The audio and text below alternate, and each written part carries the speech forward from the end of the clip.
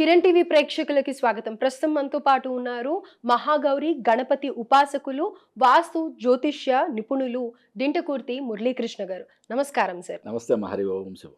Sir, మీరు గతంలో ఒక వీడియో చేశారు.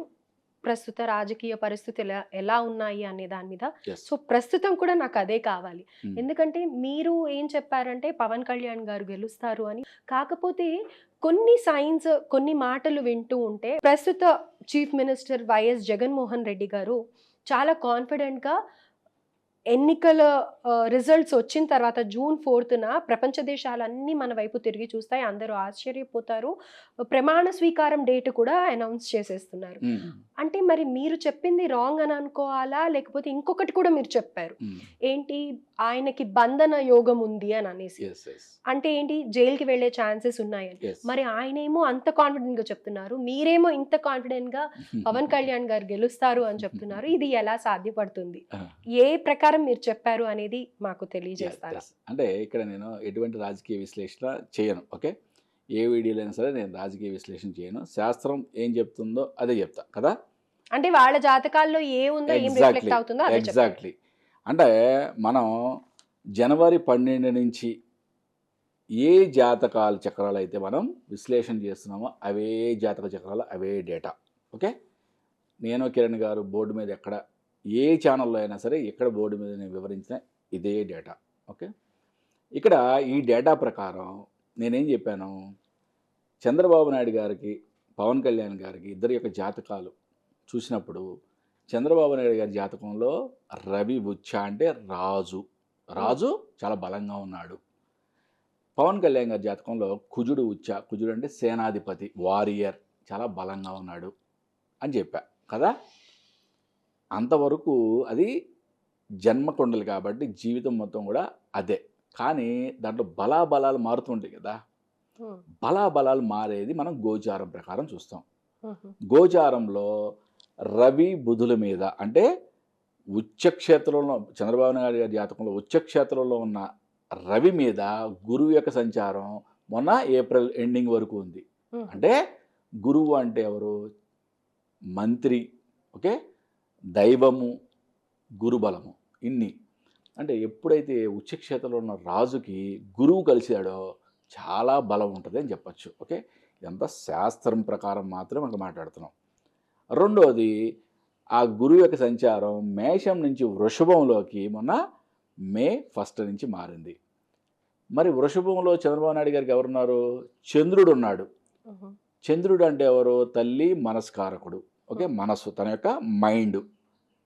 చంద్రుడు ఉచ్చక్షేత్రంలో ఉన్నాడు వృషభంలో. ఉచ్చక్షేత్రం అంటే చాలా ఎగ్జాల్టెడ్, చాలా అద్భుతమైన రిజల్ట్స్ ఇస్తాడు, ఆయన యొక్క మైండ్ పవర్. దాంతోపాటు ఎవరు కలిశారు? గురువు కలిశాడు. గురు చంద్రుల కాలకనే గజకేసరి యోగం అంటాం. అంటే మనకి మే 1 నుంచి ఆయన యొక్క మెంటల్ పవర్ అద్భుతంగా ఉంటుంది. ఆయన యొక్క చాణక్య యొక్క, అంటే చాణక్యుడు ఏ విధంగా ఆలోచిస్తాడో ఆ విధంగా ఆలోచించే శక్తి ఆయనకు వస్తుందని చెప్తాం. ఓకే, అలాగే మనం పవన్ కళ్యాణ్ గారి యొక్క జాతకంలో కూడా మనం చూసాం. కొంతమంది అడిగారు, గురుగారు మీరు ఇద్దరే చూస్తున్నారు, మరి బీజేపీ పురంధేశ్వరి గారి ఉంది కదా అని. పురంధేశ్వరి గారిది కూడా మనం చూసే మాట్లాడాం. ఓకే, మళ్ళీ ఎవరైతే అడిగారో వాళ్ళకి క్లియర్గా చెప్తున్నాను. పురంధేశ్వరి గారికి ఇప్పుడు ప్రజెంట్ వృషభంలోకి గురువు 180 డిగ్రీస్ ఆస్పెక్ట్లో ఆమెకి జన్మ గురువు మీద ఏర్పడింది. అంటే ఆవిడ జాతకం కూడా చాలా బలంగా ఉందని చెప్పచ్చు. అంటే ఈ 3 జాతకాలని మనం చూసినప్పుడు జనవరి 12వ తారీఖు మనం విశ్లేషణ చేసినప్పుడు ఏం చెప్పాము, ఈ యొక్క కూటమి యొక్క గెలుపు నల్లేరు మీద నడక, చాలా ఈజీగా విన్ అవుద్దని చెప్పాము. బట్ మనం గురు సంచారం మారిన తర్వాత ఏం చెప్పుకున్నాము, ఇంకా ఈజీగా, అంటే ఈజీగా విన్ అవుద్దని మాట్లాడుకున్నాము. ఇంకా ఈజీగా అంటే దానికి ఇంకో 5 to 10% ఇంకా ఈజీ అనే వర్డ్కి ఇంకొక 5 to 10% ఇంకా ఈజీ అనేది చేర్చాం. ఓకే, ఇక్కడ మనం జగన్మోహన్ రెడ్డి గారి జాతకం చూసినప్పుడు ఇక మనం ఆయనకి జన్మ కుండల్లోనే గురు రాహుల కలగ, అంటే గురు చండాల యోగం, దీన్ని ఒక బంధన యోగం అంటాం. బట్ ఆయన జైలుకి ఎప్పుడు వెళ్తాడు అవన్నీ కూడా మనం డిఫరెంట్గా అన్ని ఆయన యొక్క గోచార స్థితిగతులను చూసి మనం మాట్లాడాలి అని చెప్పాం కదా. ఇప్పుడు మనం దాని గురించి విశ్లేషణ చేద్దాం. ఈయన యొక్క జాతకంలో ధనస్సులో గురువు రాహు గురుచండాల యోగం ఉంది. దీన్ని న్యూట్రలైజ్ చేయడానికి మేషంలో ఉన్న గురువు అంటే ధనస్సు నుంచి మేషానికి 5వ స్థానం కోణస్థితి అంటాం. ఓకే, కోణస్థితిలో ఉన్న గురువు ప్రొటెక్ట్ చేశాడు మొన్న మే 1 వరకు. ఇప్పుడు ఆ గురువు మేషం నుంచి వృషభంలోకి మారాడు. అంటే జన్మ గురువుకి గోచార గురువుకి షష్టాష్టకం ఏర్పడింది అంటాం. షష్టాష్టకం అంటే మంచిది కాదు. అష్టకం అంటే అంటే గురుడు ధనస్సులో ఉన్నాడు కదా, జన్మ గురువు ఇది. ఓకే, గోచార గురువు వృషభంలో ఉన్నాడు. 1 2 3 4 5 6 అంటే జన్మ గురువు నుంచి గోచార గురువు 6వ స్థానంలో ఉన్నాడు. గోచార గురువు నుంచి జన్మ గురువు 8వ స్థానంలో ఉన్నాడు. దీన్నే షష్ట అష్టకం అంటాం.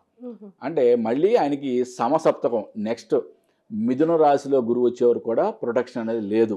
అంటే ఇప్పుడు ఆయనకి బంధన యోగం యాక్టివేట్ అయిందని చెప్పచ్చు. ఓకే, అంటే బంధన యోగం అంటే జైలేనే కాదు, గురుచండాల యోగం బంధన యోగం అంటే ఆయనకి ఆరోగ్య స్థితి సరిగా లేకపోవడం, లేదా యాక్సిడెంట్ అయ్యే ఛాన్సెస్, ఓకే, లేదా జైలుకి వెళ్ళే ఛాన్సెస్ ఎప్పుడు వరకు ఉన్నాయి. గురువు 21 డిగ్రీలు అంటే సుమారుగా 240 కరెక్ట్గా 8.5 నెలలు, సుమారు 9 నెలలు అనుకోండి. ఇక్కడి నుంచి 9 నెలల పాటు ఆయనకి ప్రాబ్లం ఉంది. మరి ఏం చేయాలి అంటే ఎటువంటి ప్రొటెక్షన్ అంటే గురువు అంటేనే దైవం, అంటే దైవ బలం పెంచుకుంటే ఆయనకి ఆ బంధన యోగం అనేది న్యూట్రలైజ్ అవుతుంది. ఓకే, మనం ఇక్కడ పరిహారం కూడా మనం చెప్పుకుంటున్నాం. ఎప్పుడైతే గురుడు ఎప్పుడైతే గురువు త్రికోణ స్థితి నుంచి అంటే 159 ఆస్పెక్ట్ నుంచి షష్టాష్టకంలోకి వెళ్ళాడో గురువు జన్మ గురువుకి వీక్ అయినట్టు లెక్క. అంటే గోచార గురువు జన్మ గురువుకి వీక్ చేసినట్టు లెక్క. కాబట్టి ఇక్కడ బంధన యోగం యాక్టివేట్ అయినట్టు, గురుచండాల యోగం యాక్టివేట్ అయినట్టు. కాబట్టి ఏంటంటే ఇప్పుడు ఆయన ఆరోగ్య స్థితిగతులు జాగ్రత్తగా చూసుకోవాలి.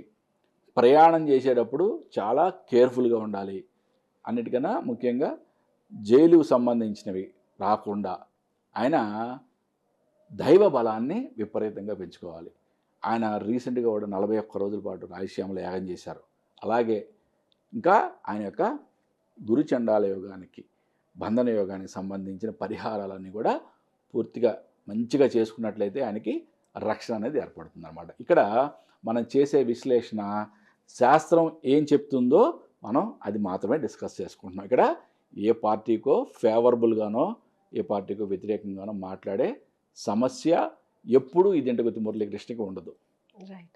అయితే సార్ ఇక్కడ ఒక చిన్న డౌట్ నాకు, మరి మన దేవుళ్ళని వాళ్ళు పూజ చెయ్యరు కదా, మరి అలాంటప్పుడు ఆయన రాజశ్యామల యాగం కానీ లేకపోతే ఏది చేసినా కానీ అది ఫలిస్తుందంటారా? అది ఎలా తీసుకోవచ్చు అంటారు? మనము పూజ చేసినా చేయకపోయినా తీర్థం తీసుకొని, పూజారులు చేసిన తర్వాత తీర్థం తీసుకొని చాలా అద్భుతంగా ఫీల్ అవుతూ ఉంటాం. వాళ్ళకి ఆ ఎసెన్సే తెలియదు అప్పుడు కదా, వాళ్ళకి ఆ నమ్మకమే లేనప్పుడు. విశ్వాసం ఉంటే ఫలిస్తుంది. ఎందుకంటే చాలా పెద్ద క్వశ్చన్ మీన్స్ అంటే నా స్థాయికి మించిన క్వశ్చన్. ఒక పీఠాధిపతులు మఠాధిపతులు వాళ్ళు చెప్పాల్సిన క్వశ్చన్. ఎందుకంటే పీఠాధిపతులు మఠాధిపతులే స్వయంగా చేస్తున్నారు కాబట్టి దాని సమాధానం వాళ్ళు చెప్పాల్సిన క్వశ్చన్ ఇది. ఓకే, నా స్థాయికి తగ్గ క్వశ్చన్ కాదు, 100% చెప్తున్నాను నేను. కానీ ఒక్కటి మాత్రం నేను చెప్పగలను, చేయించుకునే వ్యక్తికి విశ్వాసం ఉన్నట్లయితే మాత్రం అతను ఏ మతమైనా కూడా ఫలిస్తుందని నా యొక్క ఉద్దేశం. అంటే సార్ ఇక్కడ ఒక చిన్న డిఫరెన్స్ ఏంటంటే, ఇప్పుడు చెడు చేయాలి, మంచి చేయాలి. చెడు కావాలి అనుకునే వాడికి అంతే, అది ఏదేమైనా కానీ, ఆ ప్రాసెస్ ఏదైనా కానీ, ఆ దేవుడు ఏదైనా కానీ చేస్తే ఇది అయిపోతుంది అన్న ఉద్దేశంతో చేస్తారు. అంటే కంప్లీట్గా వాళ్ళ సంకల్పం అంతా ఉంటుంది. మంచి చేయాలనుకునే వాడికి అదే. మరి సంకల్ప బలం తీవ్రంగా ఉన్నట్టయితే డెఫినెట్గా ఏదైనా అవుతుంది అని అంటారు. మరి అంత సంకల్ప బలం ఉన్నప్పుడు అది అవుతుందని అంటారా మరి? ఓకే, ఒకటే నేను ఒక క్వశ్చన్ అడుగుతాను. నువ్వు పెద్ద క్వశ్చన్ అడుగు, చాలా అద్భుతమైన క్వశ్చన్ అడుగు. నేను ఒక క్వశ్చన్ అడుగుతాను. ఇక మన తెలంగాణలో ఎలక్షన్లు జరిగినాయి. ఓకే, మన కేసీఆర్ అనే సింహం మొదట్లోనూ రాయలసీమలో చేసింది, ఆయన గెలిచిన తర్వాత రాయలసీమలో చేశారు, మొన్న ఎలక్షన్ ముందు రాయలసీమలో చేశారు కదా. ఎందుకు గెలవలేదు? రాయలసీమలో చేశారు కదా. ఫస్ట్ ఇంపార్టెంట్, అన్నిటికన్నా ఇంపార్టెంట్ జాతకంలో యోగం ఉందా లేదా అనేది ఇంపార్టెంట్ ఫస్ట్. ఓకే, యోగం ఉంటే ఎటువంటి యాగం చేసినా ఫలితం ఉంటుంది ఫస్ట్ ఆఫ్ ఆల్. ఓకే, రెండోది యోగం కొంచెం తక్కువ ఉంటే మనం యాగాలతో కానీ పూజలతో కానీ దాన్ని ఇంకొంచెం బూస్టప్ చేసుకోవచ్చు. అసలు యోగమే లేదనుకోండి. ఎప్పుడు కూడా కేసీఆర్ గారికి రేవంత్ రెడ్డి గారి జాతకం చూసినప్పుడు కేసీఆర్ అనే సింహం గోచార బలంలో చాలా వీక్ అయిపోయిందని చెప్పా. ఓకే, రేవంత్ రెడ్డి అనే సింహం ఆయన జన్మకొండలు చూస్తే పెద్దగా యోగాలు లేవు అసలు, కానీ గోచార బలం విపరీతంగా పెరిగిపోయింది ఆయనకి. గోచార బలం చాలా బాగా పెరగబట్టే ఇక్కడ ఎవరైతే రియల్గా వాళ్ళు భగవంతుణ్ణి ఆశ్రయించారో నమ్మకంగా వాళ్ళు మాత్రమే గెలిచే ఛాన్స్ ఉంది అక్కడ క్లియర్గా. కాబట్టి ఇక్కడ మనం జాతకం ప్రకారం మనం ఏం చెప్పాము, 60% రేవంత్ రెడ్డి అనే సింహానికి వస్తాయని చెప్పాము, 40% మన కేసీఆర్ గారి అనే సింహానికి వస్తాయని చెప్పాము. కేసీఆర్ అంటే నాకు చాలా అభిమానం. అక్కడ ఫేస్బుక్ ప్రొఫైల్లో వెళ్ళి కరెక్ట్గా చెక్ చేసుకోవచ్చు, నో ప్రాబ్లం. కానీ అక్కడ శాస్త్రం ఏం చెప్పిందో మనం దాని గురించే మనం చర్చించుకున్నాం, అంతేగాని ఎగ్జాక్ట్లీ. అంతేగాని ఆయన నాకు ఇష్టం అని చెప్పి కేసీఆర్ గారు గెలుస్తారని చెప్పడం అనేది నా ప్రొఫైల్లో లేదు. రైట్. అయితే ఇప్పుడు మీరు మన కన్వర్జేషన్ని బట్టి కూటమి గెలిచే ఛాన్సెస్ ఎక్కువగా ఉన్నాయి. నేను ఛాన్సెస్ చెప్పట్లేదు తల్లి, కూటమి గెలవటం నల్లేరు మీద నడక అంటే చాలా ఈజీ విక్టరీ, గెలుస్తుంది అనేసి మీరు చెప్తున్నారు. రైట్. సో దాంట్లో ఎటువంటి మార్పు లేదు, ఎటువంటి డౌట్ లేదు. ఓకే, శాస్త్రం ఏం చెప్పిందో నేను అది ఎప్పుడు ఫిక్స్ అయ్యా, 12 జనవరి నాడు ఫస్ట్ వీడియో చేసేటప్పుడే నేను ఫిక్స్ అయిపోయాను. ఓకే, దాంట్లో రాజకీయంగా ఎటువంటి స్థితిగతులు ఉన్నాయో నాకు అనవసరం. ఓకే, అక్కడ నాకు చాలా ఈజీ విక్టరీ కనపడింది కాబట్టి నేను అంత కాన్ఫిడెంట్గా చెప్పగలిగాను. అక్కడ ఏమన్నా పోటాపోటీగా ఉన్నట్లయితే నేను వేరే విధంగా చెప్పేవాడిని. సో గెలుపు తథ్యం అని అంటున్నారు. ఆ ప్రమాణ స్వీకారాల తేదీలు చెప్పినా ఏది చెప్పినా కానీ అది జరిగే పని కాదు, ఖచ్చితంగా కూటమి గెలవబోతోంది. ఆయన ఏ విధంగా చెప్పారో అది నాకు తెలియదు, కానీ బస్ శాస్త్రం చెప్పింది అయితే మాత్రం ఇదే. నేను దీని మీద ఆల్రెడీ కిరణ్ గారితో ఛాలెంజ్ కూడా చేశాను. ఓకే, రేపొద్దున నేను జరిగేది 100%, నేను చెప్పింది 100% జరుగుద్ది, అది నా నమ్మకం, శాస్త్రం యొక్క గొప్పతనం. మళ్ళీ 4వ తారీఖు 5వ తారీఖు మళ్ళీ కూర్చొని మనం మాట్లాడుకుంటాము. కిరణ్ గారితో నేను ఛాలెంజ్ చేశాను క్లియర్గా, మళ్ళీ మనం రిజల్ట్స్ తర్వాత కూర్చొని కూటమి గెలిచింది అని మాట్లాడుకోకపోతే నేను రాజకీయ విశ్లేషణ ఫ్యూచర్లో చెయ్యను అని చెప్పా. ఓకే, మీరు కూడా నన్ను రాజకీయాల గురించి మళ్ళీ అడగొద్దు. ఓకే, ఎటువంటి ఇంకా వేరే విషయాలు, మామూలు విషయాలు ఏమైనా సరే ఏది అడిగినా దాని గురించి సమాధానం చెప్తా, కానీ ఇంటర్వ్యూలో రాజకీయ విశ్లేషణ, జ్యోతిష్య శాస్త్రం ప్రకారం రాజకీయ విశ్లేషణ నేను చెప్పను. వద్దులేండి సార్, డెఫినెట్గా కూటమే గెలవాలి అని కోరుకుందాము. ఎందుకంటే మీరు అంతటి అమ్మవారి ఉపాసకులు, గణపతి ఉపాసకులు, డెఫినెట్గా మీ మాట పొల్లు పోదు అని అనుకుంటున్నాను. ధన్యవాదాలు సార్. నమస్తే, హరి ఓం శివ్.